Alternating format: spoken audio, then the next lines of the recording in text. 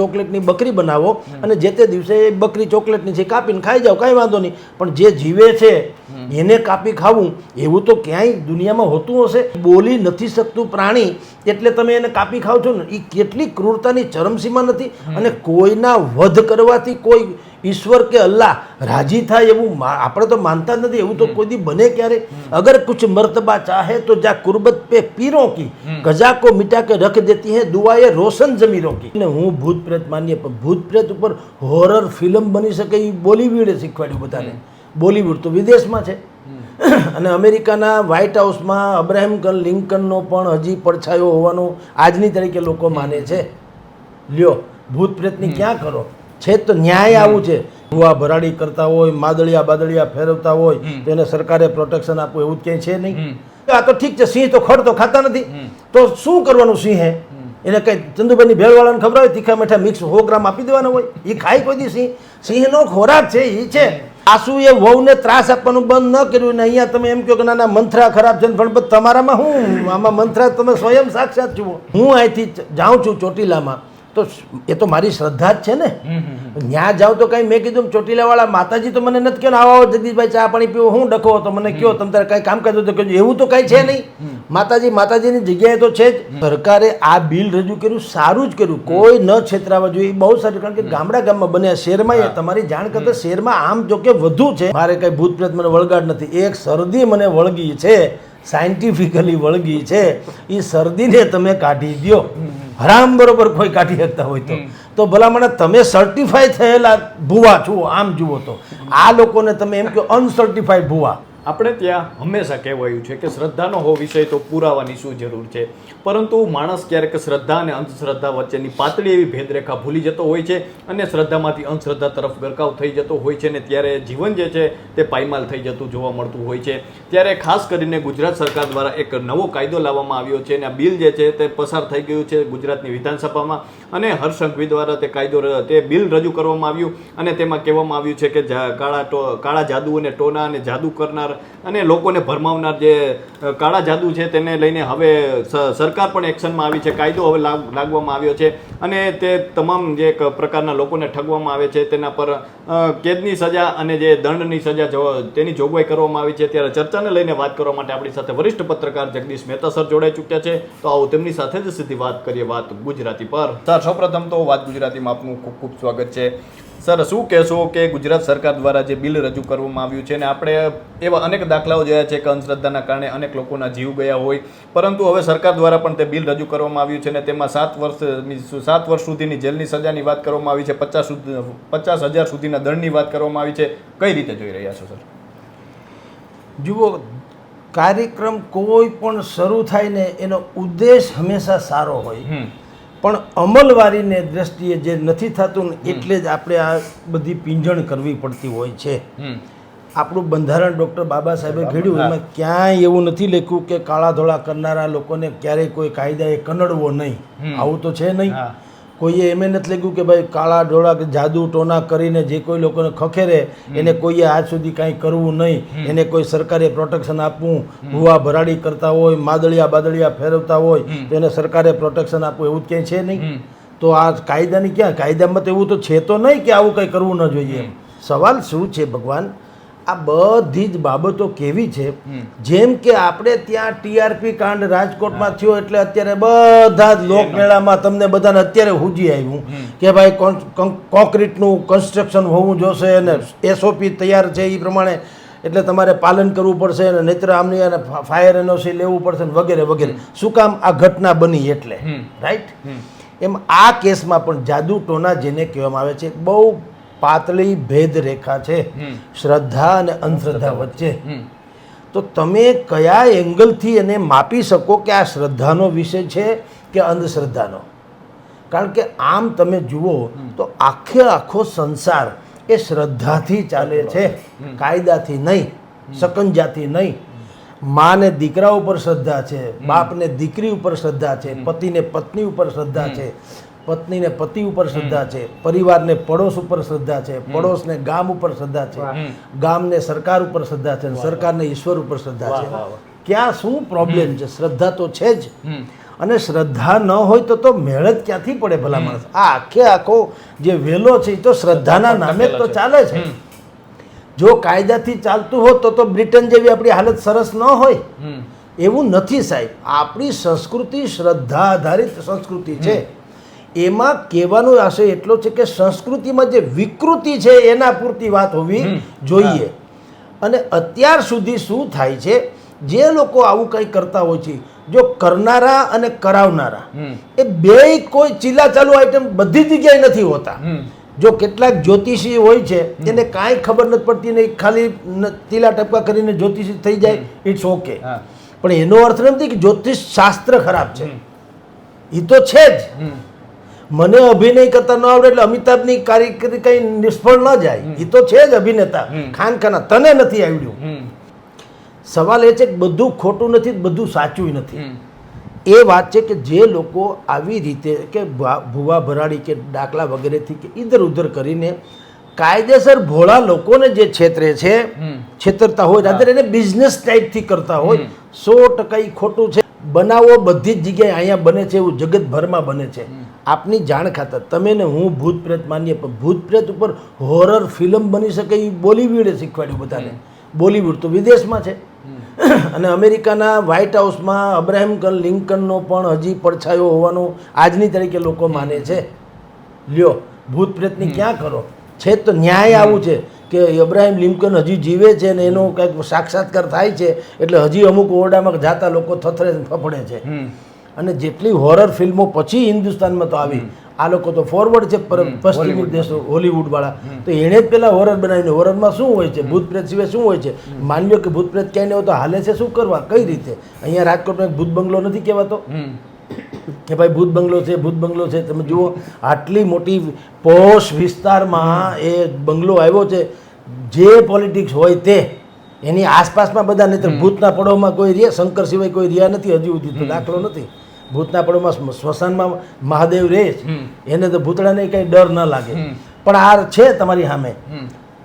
In totality તમને કહું કે ખરાબી કોઈ પણ વસ્તુની હોય એના માટે કાયદાની વિશેષ જોગવાઈ કરવાની કાંઈ આવશ્યકતા નથી. જે છે એ કડકાઈથી કરે તોય ચાલે એમ છે. પણ આ શું છે કે તમને એક નવો ઇસ્યુ આપીએ ને એટલે જૂના ઇસ્યુમાંથી જાન છૂટે. બરાબર? કાયદો ખોટો છે એમ નથી કહેતા, પણ આના અર્થ એવો નહોતો કે આ કાયદો એટલે કે આ બિલ, જાદુટોના અંધશ્રદ્ધા વિરોધી બિલ એ ગુજરાત સરકાર નથી લાવ્યું ત્યાં સુધી બધી છૂટ નહોતી. આનો અર્થ એમ થાય કે અત્યાર સુધી કાયદો નહોતો એટલે છૂટ હતી. હવેથી કાલથી બધાને જેલમાં પૂરી દેવાનું આમને તેમને. તો પહેલાં છૂટ હતી? નેવર. પહેલાં ક્યાં એવી છૂટ હતી? તો અહીંથી માં ચોટીલાની આપણે બધા હાલીને જઈએ છીએ ને, કોઈક અંબાજીમાં જાય છે એ હું પૂનમ ભરે છે, કોઈક માં ખોડલને પૂજે છે. બરાબર? તો શું છે? મને માની લો ક્યાં આ બધા જે છે જાદુ ટોનાવાળા એ છેતરે છે ને ફરાણું કરે છે ને ઢીકણું કરે છે ને બે ઘડી માની લે રૂબરૂ છે એટલે પકડાય છે એટલે. પણ હું અહીંથી જાઉં છું ચોટીલામાં તો એ તો મારી શ્રદ્ધા જ છે ને. ત્યાં જાઉં તો કંઈ મેં કીધું ચોટીલાવાળા માતાજી તો મને નથી કહ્યું આવો જગદીશભાઈ ચા પાણી પીવો, હું ડખો તો મને કહો તમે તારે કાંઈ કામ કરજો તો કહેજો. એવું તો કાંઈ છે નહીં. માતાજીની જગ્યાએ તો છે જ. મારી શ્રદ્ધા છે, મને એમ લાગે છે કે હું એના દર્શન કરું, એની સામે કાલાવલા કરું તો મારો મેળ પડશે. હવે આને તમે વૈજ્ઞાનિક પરિભાષામાં જુઓ તો એ અંધશ્રદ્ધાનો પણ એ પણ એક વિષય જ છે. મને તો એમ થાય કે શ્રદ્ધાને કાયદાની કે સાયન્સની સર્ટિફિકેટની જરૂરત શું છે? સર્ટિફાઈ થયેલો કોઈ પણ વિષય મને તમે કહો કે ગેરેન્ટેડ નીકળે છે. હું તમને એક્ઝામ્પલ આપીશ.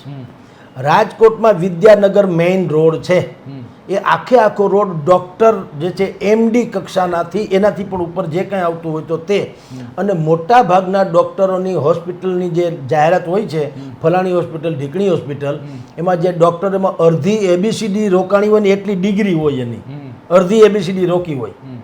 પણ તમે આજની તારીખે ગેરંટી સાથે કહી દો ભાઈ મને શરદીની એલર્જી છે, જડ મૂળથી તમે મારી શરદી મટાડી દો, કારણ કે તમે જ લખ્યું છે નાક કાન ગળાના એક્સપર્ટ સ્ટફ, અને એમાં આટલી મોટી તો તમે ડિગ્રી તમારી ટાંગી છે અડધી ABCD જેટલી. તમે માગ્યા પૈસા આપું, મારે અંધશ્રદ્ધામાં નથી જવું.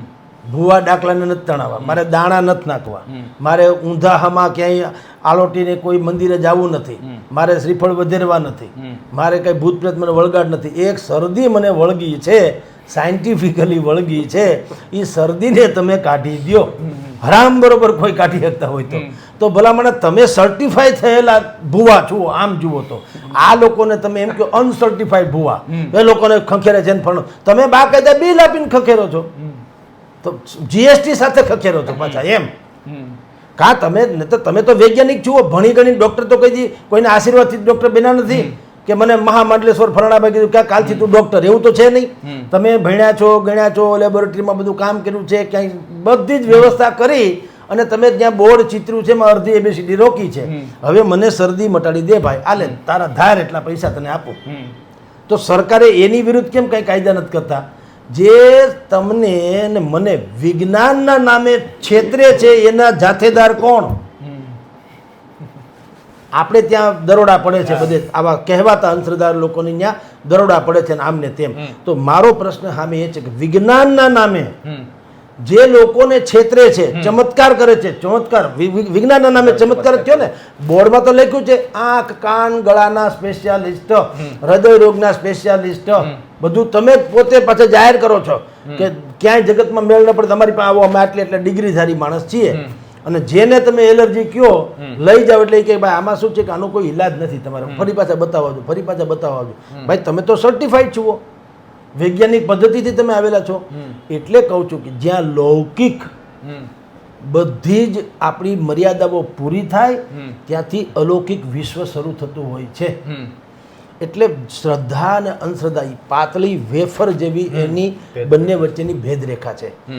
તો સરકારે આ બિલ રજૂ કર્યું, સારું જ કર્યું, કોઈ ન છેતરાવા જોઈએ, બહુ સારું. કારણ કે ગામડા ગામમાં બન્યા, શહેરમાં એ તમારી જાણ કરતા શહેરમાં આમ જો કે વધુ છે, પણ આપણે બધાને એવી ટેવ, તો તમને એને કોઈ નથી કહેતું કે આ અંધશ્રદ્ધા છે, કારણ કે તમે સુટેડ બુટેડ છુઓ, તમારી પાસે કંઈક લોજિક છે, તમે ખાલી વંદન કરીને જાઓ છો. સરકારે એમ અત્યારે જે કાયદો કાઢ્યો એને શું કીધું કે અમે એવા બધા અંધશ્રદ્ધાના કિસ્સાઓની વિરુદ્ધમાં છીએ જેનાથી જાનહાનિ થાય, શરીરને નુકસાન થાય, આર્થિક માનસિક શારીરિક રીતે કોઈનું શોષણ થાય, આવું બધું છે એની વિરુદ્ધમાં આ કાયદો છે. પણ એવું તો પહેલાંય હતું જ, ક્યાંય છૂટ આપી મને કયો બંધારણમાં કે આવા કોઈને અડવા નહીં. એટલે સરકારે બે વસ્તુ કરવી જોઈએ. આ કરવી સારી વાત છે, પણ અમલ જે છે ને એ આનો ભયંકર ગેરઉપયોગ પણ થઈ શકે એમ છે. જેટલો ગેરઉપયોગ ધર્મના નામે અધર્મી કે પાખંડીઓએ કર્યો છે, જ્યોતિષના નામે જેટલા ચલતા પૂર્જાઓએ કર્યો છે, બાકી બધાના નામે ચમત્કારના નામે જે કેટલાક લોકોએ સત્યાનાશ વાળ્યો છે, એવી રીતે આ બિલના નામે હવે એવું ન બનવું જોઈએ કે હવે પોલીસને વધુ એક પૈસા કટકટાવવાનું કે મારા તમારા જેવાને વધુ એકને દાજ કાઢવાનો આપણને મોકો મળી જાય. કારણ એવું છે કે ભાઈ તમે કોને શું, સાળંગપુરનું મંદિર તો વિશ્વ પ્રસિદ્ધ છે, એમાં તો કોઈ શંકા નથી. સત્તાધાર વિશ્વ પ્રસિદ્ધ છે, એમાં કોઈ શંકા નથી. ત્યાં ભૂતળા દાદાનો વડ છે, લ્યો તમારી ઉપર કોઈએ કામણ કર્યા હોય એવું તમે માનતા હો તો એ ત્યાં ભૂતળા દાદાની એક વિધિ કરવામાં આવે છે ને એમ કહેવામાં આવે છે કે એને સારું થઈ જાય છે. તમે આને અંધશ્રદ્ધા કહેશો શ્રદ્ધા કહેશો મને કહો. હવે એમાં એનું કઈ રીતે, હવે એને તમે શું કહેશો મને એમ કહો. એટલે એવું ન હોવું જોઈએ કે તમે ચીથરે હાલ છો એટલે અંધશ્રદ્ધા અને સુટેડ બુટેડ છો એટલે શ્રદ્ધા, એવું ના હોવું જોઈએ ને. કેટલાય લોકો એવા છે જે ટીવી ચેનલ્સમાં આવે છે, નથી કહેતા ગુલાબજાંબુ ખાઈ લેજો ને તમે સારું થઈ જશે ને તમે જમરૂક છેલ્લે ક્યારે ખાધા હતા, નતું એવું ડીંડે ખાલતું હતું, તો એ તો ટીવીમાં આવે છે લ્યો. અને એવા તો પાછા કેટલાય લોકો છે જે મોટિવેશનલ સ્પીકર જેવા છે. એક તો કોઈ ક્રિશ્ચન કે કોઈ એવો નેતા છે દક્ષિણી બાજુના છે, હવે એનું પણ દબદબો બેસુમાર છે કે લોકો ગાંડા ગદરતા આવતા હોય ને બધાને પોતપોતાની જાળમાં જે કંઈક વહીવટ કરવાનો હોય કરતા, જાદુ ટોને માસીન છોકરો, એમાં કંઈ ફેર નથી. બરાબર. તો સવાલ એ છે કે સરકારે છે ને એક બુદ્ધિપૂર્વકની આવી પહેલાંય વ્યવસ્થા હતી, વિશેષ કરવાની જરૂર નથી હોતી, અને જે છે એને વ્યવસ્થિત કરવાની જરૂર છે ને એક બીજું આમાં ટાંકવાની જરૂર હતી કે ભાઈ આ જે કાંઈ કાનૂની પ્રક્રિયા કરશે એ કરશે કેવળ ને કેવળ સરકારી મુલાજીમ, એટલે કે પોલીસથી માંડીને જે તંત્ર લાગુ પડે તે, એમાં છગન મગન ન હાલવા જોઈએ, એ ન હાલવા જોઈએ. નહીં તો શું થશે કે એનો વળી પાછો એક બીજી નવી ખેતી શરૂ થશે, કારણ કે પછી મારા હપ્તાય શરૂ થઈ જાય ને. હું તમે કંઈક કરો છો દોરા ધાગા, મને ખબર પડે એટલે હવે હું તમને કહું નહીં તો પછી મારે કંઈક ખેલ પાડવો પડશે, તો તમે મારો હપ્તો બાંધી દો. એટલે આફ્ટર ઓલ જે છે ને આ આખી સંસ્કૃતિનો સત્યાનાશ થાય જો આવી રીતે તમે કરો તો. એટલે હાલ તુરંત તમને કહું હજી આનો અમલીકરણ બાકી છે. કેટલાક નીતિ નિયમો હોય છે, 7 વર્ષની જેલ છે થી માંડીને આટલા રૂપિયાના દંડ સુધીની બધી વાતો બધી છે, હકીકત છે. પણ કાયદો અમલમાં આવે ને નીવડે વખાણ કરીએ તો સારું. ચોપડા ઉપર તો બધું સારું છે, ચોપડા ઉપર બંધારણે સારું છે, ચોપડા ઉપર શપથે બધા લે જ છે ને.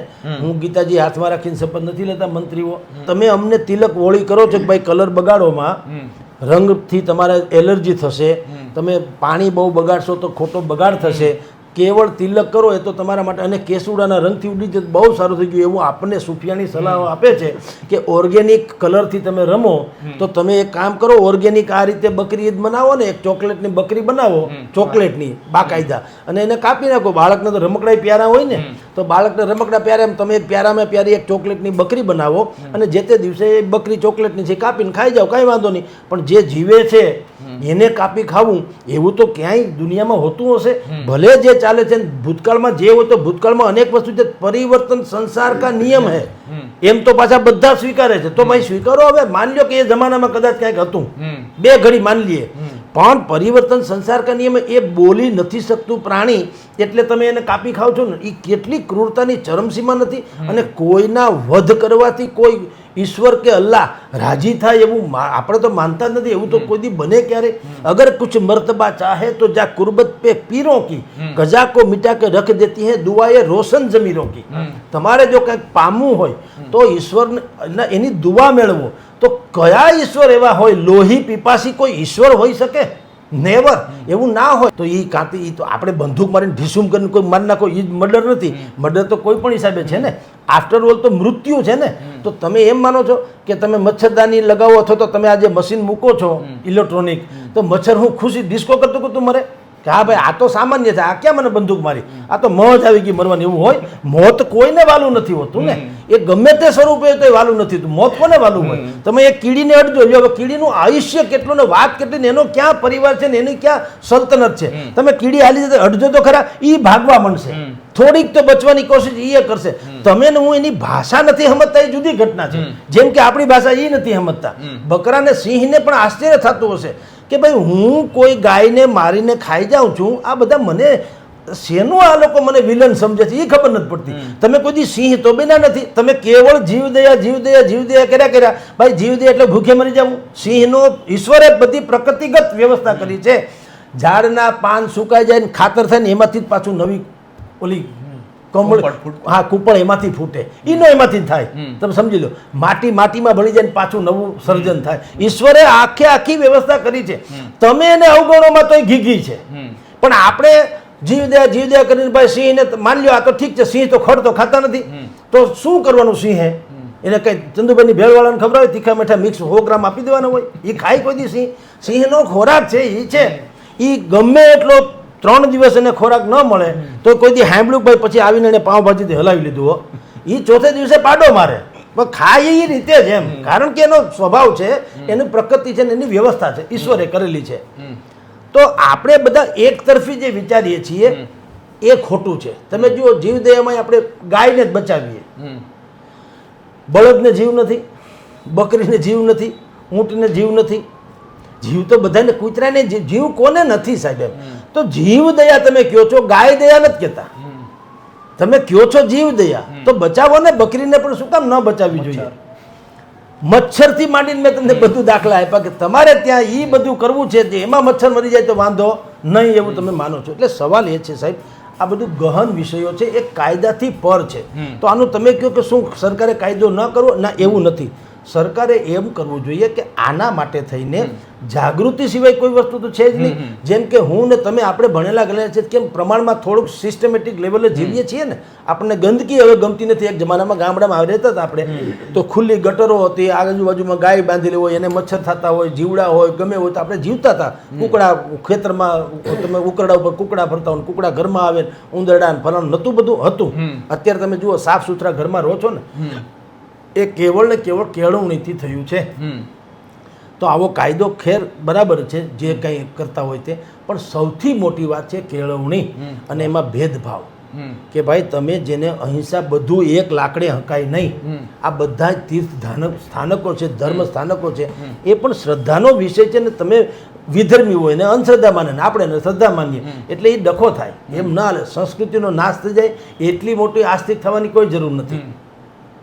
નાસ્તિકતાની ચરમસીમા આવે એટલી હદે આપણે આસ્તિકે ન થવું જોઈએ ને એના કરતાં વાસ્તિક થવું જોઈએ. મુખ્ય વાત એટલું છે, બધું જળવાય રહી એમ આગળ વધે વધુ સારું. કાયદાના દંડરાથી બધું શક્ય થતું નથી. સર, ખાસ કરીને વાત કરીએ તો આપણે 21મી સદીના ટેકનોલોજીના યુગમાં જીવીએ છીએ, પરંતુ આજે પણ ઘણી જગ્યાએ એવું જોવા મળે છે કે કોઈ માતા પિતા છે તેનું બાળક બીમાર પડે છે તો ભૂવા પાસે લઈ જાય છે, ડામ દેવડાવે છે અને એવી યાતનાઓ જોવા મળે છે. અનેક કિસ્સાઓમાં આપણે મૃત્યુ પણ જોયા છે. તો સર, આ પ્રકારની અંધશ્રદ્ધા જોવા મળે છે, તો આને કઈ રીતે સ્વયં જાગૃતિથી દૂર કરી શકે, એના માટે શું હોઈ શકે સર? સૌથી મોટા એના કોઈ ડૉક્ટર હોય તો એ જે છે સંતો મહંતો જ હોઈ શકે. આપણી હેસિયત એવી નથી. આપણું કયું કોઈ કરે નહીં, આપણું સાંભળ્યું કોઈ સાંભળે નહીં. આપણે સામાન્ય વ્યક્તિઓ છીએ, પણ જે અસામાન્ય લોકો છે, જેમ કે મોરારી બાપુ, જેમ કે પૂજ્ય રમેશભાઈ ઓઝા, જેમ કે સ્વામી સચ્ચિદાનંદ મહારાજ, એવા અનેક વિભૂતિઓ છે. એને એટલું કહો કે તમે શું કામ 12 માસ 24 કલાક શું કામ તમારા પ્રવચનો ન હોઈ શકે? રાજકારણીઓની સભા રોજની હોય છે. યુનિયનબાજી કરનારા જે નેતાઓ હોય છે એની સભા રોજ હોય છે. દુનિયાભરમાં બધા પોતપોતાની પ્રચાર કરે છે. કોલગેટ સિવાય તમે હું કાંઈ કરતા નથી તો પહેલે પણ કોલગેટની જાહેર ખબર હોય છે. તમે જુઓ કે અને દૂધ અમૂલનું પીધા સિવાય છૂટકા નહીં, તો પણ અમૂલ કા દૂધ પીતા હે ઇન્ડિયા, સવારે એવડી 10-15 આપણે છાપામાં જાહેર ખબર જોઈએ છે. એ લોકો હેમરિંગ કરે છે. અને હેમરિંગ કરે છે એટલે પ્રાઇમસ એક કંપનીનું નામ હતું તો આપણે પ્રાઇમસને ચીજ સમજી લીધી. એને કંપનીના નામે આપણે પ્રાઇમસ એક કંપનીનું નામ હતું, આ પ્રોડક્ટનું નામ નહોતું. પણ તમે કલ્પના કરો આજની તારીખે આપણે પ્રાઇમસ પછી અશોક સ્ટવ હોય તો આપણે પ્રાઇમસ જ કહેશું. તમે ઘસતા હશો દંત મંજન બીજું કાંઈક તો કહેશો શું ભાઈ કોલગેટ લઈ આવતો? તમે જુઓ, એને હેમરિંગ કહેવાય. આવી રીતે ધર્મગુરુઓએ હેમરિંગ કરવાની જરૂર છે, તો આ બધા વળગણમાંથી તમે બહાર આવી શકો. કમનસીબે થાય છે હું જે કથા મેં તમે આપણા પરંપરાગત સાંભળતા આવ્યા, રામકૃષ્ણની કથા જરાય ખોટું ભલે નથી, પણ એની આડમાં કે એની સાથોસાથ એક લોકનું શિક્ષણ, લોક શિક્ષકની ભૂમિકા આ લોકોએ ભજવવી જોઈએ. થોડીક લૌકિક કથા કરો. જે પ્રોબ્લેમ છે એ આપણામાં છે. આપણા ફાધર જે છે એ વૃદ્ધાશ્રમમાં હોય અને શ્રવણનો મૃત્યુ થાય ને એનો પિતાજી વલોપાત કરે તો એનું વર્ણન સાંભળીને કથા મંડપમાં બેઠેલા બધા પલપલિયા પાડે. ઓહો, કરુણાનો બધાને હરવાણી ફૂટે. પછી હરવાણી ફૂટે ને તમે પૂછો તમારા ફાધર, ખુદના ફાધર ક્યાં? તો મારે તો જામતું નથી, બાપુજી તો વૃદ્ધાશ્રમમાં છે. લે આલે, તો આ તો એક્ટિંગ થઈ. તમારી બેઝિક વાત તો તમે કોઈ દિવસ સંતોષી નથી. સાસુએ વહુને ત્રાસ આપવાનું બંધ ન કર્યું ને અહીંયા તમે એમ કહો કે ના મંથરા ખરાબ છે, પણ તમારામાં શું આમાં મંથરા? તમે સ્વયં સાક્ષાત જુઓ, સમજો. તે કથા કરવા કરતાં લોકકથાની જરૂર છે ને આનો એક જ ઈલાજ છે. આપણે ત્યાં હિન્દુ સંસ્કૃતિમાં 33 કરોડ તો દેવતા છે. 140 કરોડ લોકો આપણે છીએ ને, એમાંથી 100 કરોડ હિન્દુસ્તાની છે, બાકી વિધર્મી છે, એમ જે અલ્લાહ ઈશ્વર ક્રિશ્ચન વગેરેને માને છે, પણ 100 કરોડ હિન્દુ છે. પણ હિન્દુઓ 100 કરોડ છે, પણ પાછા એની પાસે 33 કરોડ દેવતા છે. અને એ તો રજિસ્ટર્ડ દેવતાની વાત કરું, અનરજિસ્ટર્ડ નહીં, જે આપણી ભાષામાં કહું તો હું એમ કહું છું કે આટલા બધા આપણી પાસે છે તો એનું ગુજરાતી તો કોઈ કે કરવું જોઈએ. સંતો મહંતોએ કે ભાઈ આ શું છે એમ, કે તમને તરસ લાગી છે, તમારે પાણી જ પીવું જોઈએ. તરસ તો પાણી જ છીપાવે ને. પણ તમે રણમાં ચાલ્યા જાઓ છો, પાણી મળતું નથી, એવા સમયે માની લો કે તમને કોઈ વૃક્ષનો છાંયો મળે છે તો તમને એમ થાય હાશ, કમસે કમ થોડીક રાહત તો થઈ. જો પાણી નથી, પાણીનું તો બૂંદ નથી, પણ છાયાની તમને રાહત થઈ છે. તમે ને હું જેને ભગવાન માનીએ છીએ કે શ્રદ્ધાના સ્થાનકો માનીએ છીએ, રાહત આપનારા છે. મૂળ તત્વ તો પાણી છે. એકાકાર જુઓ તો ઈશ્વર છે. ઈશ્વર નામનું એક જ તત્વ છે, પછી એના અનેક આયામો છે. તમે આ લોક કથાવાળા ધારે તો કહી શકે કે ભગવાને તો મનુષ્યનું સર્જન કર્યું હતું ને, એને લેવા નતા સર્જન કર્યા, કડવા સર્જન નતા કર્યા, બ્રાહ્મણ સર્જન નતા કર્યા, કે સુથાર લુહાર એવું એણે નથી, એણે મનુષ્યનું સર્જન કર્યું. મેં ને તમે આ બધા ફાટા પાડ્યા છે ને, હિન્દુ, મુસ્લિમ, શીખ, ઈસાઈ, એમાંય પાછી પેટા તળપદાસ, વલણા, આમ તેમ કેટલાય છે જેની કોઈ સીમા નહીં. હવે રૂવાડે તમે જુઓ અલગ અલગ પંથ તમારા, અલગ અલગ. તો ભગવાને એવું તો નહોતું કીધું, નહીં તો ત્યાંથી જ નહીં મોકલે સર્ટિફિકેટ 900 માર્કો કરીને કે આ ભાઈ નાથળિયા બ્રાહ્મણ, આ ભાઈ રાજગોર, આ મિસ્ત્રી, એવું એને તો મનમાં નથી. એ તો એટલું જ વધુ જીવ અને શિવ બેને જ માને છે. That's all. મેં મોકલો તે જીવ અને અમે લોકો એટલે કે ઉપર જે છે શિવ. અને આ છેલ્લું સ્ટેજ છે જીવ અને શિવનું. તમારામાં ત્રેવડ હોય તો અત્યારે જે તેને આપણે કહીએ ને 33 કરોડ યોની, એ જેટલી યોની છે એ યોની દરેક પ્રકાર મચ્છરથી માંડીને જે સૂક્ષ્મ દ્રષ્ટિએ જોઈ ન શકાય એવા પણ જીવજંતુઓ છે જે આપણી આંખના પલકારામાં જન્મે ને આંખના પલકારામાં મરી જાય, એનું આયુષ્ય હોતું નથી. તો એનું કદાચ લાઈફ કેવી હશે તો રામ જાણે, સર્ચનો વિષય છે. પણ છે તો એ બધી જે કોટી જે યોની છે એમાંથી સર્વશ્રેષ્ઠ કયો છે? જીવ, આપણે મનુષ્ય. આ યોનીમાંથી તમારી પાસે જો સારામાં સારું તમારે કર્મ કરવું, આ તમારે 33 કરોડ યોનીમાં પાછું ન જવું હોય તો એક જ સ્ટેપ કરો એટલે તમે શિવને પામી શકો. કારણ એવું છે કે તમને એટલે કે મનુષ્યને ઈશ્વરે જુઓ આહાર, નિંદ્રા, ભય અને મૈથુન, આ ચારેય વસ્તુ બધાને સમર્પિત આપેલી છે. એમાં કોઈમાં કાંઈ ખામી નથી. આપણે તમારે કોઈએ કાંઈ એજ્યુકેશન આપવાની જરૂર નથી. બધાય પ્રજોપતિ કરે છે, બધાય પાલન કરે છે, બધાય મરે છે, બધાય જન્મે છે, બધાય જમે છે ને બધાય લહેર કરે છે. પ્રાણી માત્ર તો છોડો, વનરાય જે છે જંગલની વનરાય છે એ પણ તમે જુઓ વસંત ઋતુમાં કોળાય છે ને, તમે કલ્પના ન કરી શકાય એવાના મોહિત થઈ જાવ એવા એના પુષ્પો ઈ કાઢે છે. લીલી નાઘેર જેવી આખી વનરાય તમને ફેલાય જાય. સૂર્યના કિરણો પૃથ્વી ઉપર ના આવે એટલી ઘટાટોપી છવાઈ જાય છે. કોણ એને પાણી પાય છે? તો ઈશ્વરના સર્જનમાં કાંઈ ક્ષતિ નથી, ખામી નથી. એક જીવ માત્ર એટલે કે મનુષ્ય દેહ એવો છે એને સારા નરસાનું ભાન છે. એટલે અહીંથી કીધું કે હવે પછીનું સ્ટેપ તમારે જીવ જ રહેવું છે તો આ જીવ વળી પાછા ફરો આટા મારો 33 કરોડમાં. પણ જો શિવ થવું, કારણ કે તમને એટલે કે મનુષ્યને ખબર પડે છે કે આમ કરવાથી જીવ જે છે એ શિવત્વ તરફ વયો જઈ શકે, અને આમ કરો પાછા હતા એમને એમ. એ બીજા પ્રાણીઓને ખબર નથી. આ તો આપણે એને કંઈ પામી શકતા નથી એટલે એ એમને આટા માર્યા કરે. તમે જુઓ કૂતરું રોડ ઉપર મરી ગયું હશે તો બીજું કૂતરું તમે બાજુમાં રોટલો ખાઈ શકતું હશે, તમે જોજો. એને પછી એ ખબર નથી કે મરી ગયું આપણો છે જણ તો આપણે હાય તોબા કરીએ, એવું કાંઈ નથી હોતું.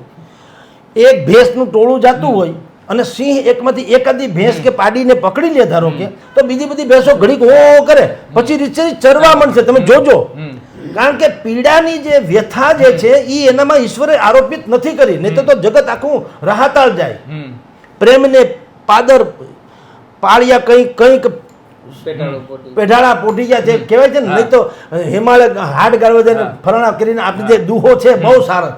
એવું છે કે જો તમે બધું જાણતા હો તો બધા હિમાલય હાડ ગાળી નાખત ને સંતો મહંતો થઈ જાય. પણ એવું નથી. એ પ્રાણીઓમાં એવું કાંઈ છે નહીં, કેવળ મનુષ્યમાં છે. એટલે મનુષ્યને સમજાવી શકાય એમ છે. એ કોણ સમજાવે? હું ને તમે. આપણી વાત તો કોઈ કાળો કાગડો સાંભળે નહીં. એને સાંભળાવી શકે જેને આપણે બધા ઉચ્ચ કક્ષાના વ્યક્તિઓ, વક્તાઓથી માંડીને ધર્મ ગુરુઓ માનીએ છીએ. એ લોકોએ 12 માસ 24 કલાક આ કામ કરવું જોઈએ. કથા 7-8 દિવસની રાખો ને પછી 15 દિવસ પછી બીજે રાખો ને, એ ત્યાં સિલેક્ટેડ લોકો સાંભળે છે. અને બધું પછી આ ભગવાન ટીવીનો યુગ છે એટલે જુદી વાત છે, બાકી સિલેક્ટેડ લોકો સાંભળે છે. એના કરતાં જેમ યુટ્યુબર્સ બધા પોતપોતાના વિડીયોને રીલ્સ બનાવીને મોકલે છે ને આપણે બધા જાણીએ છીએ, બધા જોઈએ છીએ કે ઓહો તમને મેં ફલાણા આમ. એવી રીતે દરેક ઘટના વિશે, ધારો કે જાદુ ટોના, તો એનું ખરેખર શું ઘટના છે એ હું કે તમે જે ચર્ચા છીછરી ચર્ચા છે પણ પૂજ્ય મોરારી બાપુ કરે તો એમાં તો તત્વનો કોઈ સાર એટલો બધો હોય કે આપણે કાન પકડવા પડે કે ક્યાં વાત છે. કારણ કે 5 ધર્મશાસ્ત્રોને ટાંકીને વાત કરવાના હોય. આનાથી વિશેષ એક વાત કરું કે આપણે લાઇમ લાઇટમાં રહેવા ટેવાયેલા થઈ ગયા છીએ કે મોરારી બાપુ, રમેશ ઓઝા, આવા 2-4 નામો આપણને રાધે રાધે તમે સમજો એવા લોકોના નામ આપણી પાસે. ખરેખર જે છે 4 શંકરાચાર્ય, આદિ શંકરાચાર્યની ભૂમિકા જે હતી કે ધર્મથી વિચ્છેદ ન થઈ જાય જનતા, ધર્મ ભીરું ન રહે, ધર્મમય રહે. ધર્મને નીતિ ધર્મ જે છે, ધર્મ એટલે પાલન કરો તે ધર્મ છે. રક્ષતી ઇતિ રક્ષ, તમે ધર્મની રક્ષા કરો તો ધર્મ તમારી રક્ષા કરે. એવું જે સમજાવી શકે શાસ્ત્ર આધારિત એ કોણ સમજાવી શકે? જગતગુરુ શંકરાચાર્ય શ્રીઓ અને આવા સાધક પુરુષો બધા જ. આમ તો ઓઠું છે, ભીખુદાન ગઢવી કહે છે કે એક ભાઈ આમ મીરાનો આમ તાર લઈને બેઠા હતા, તંબુરો વગાડતા હતા, તો કોઈએ પૂછ્યું કે ભાઈ આ જુઓ હું કેવો ઝણકાર કરું છું, આમ કરું છું, કેટલો સરસ વગડે છે, અને આ ભાઈ આમનો એક જ તાર લઈને બેઠો છે, તો આનો શું મતલબ એમ? એટલે ભીખુદાને કીધું કે તું ને હું હજી છે ને શોધીએ છીએ, ગોતીએ છીએ, આને મળી ગયો.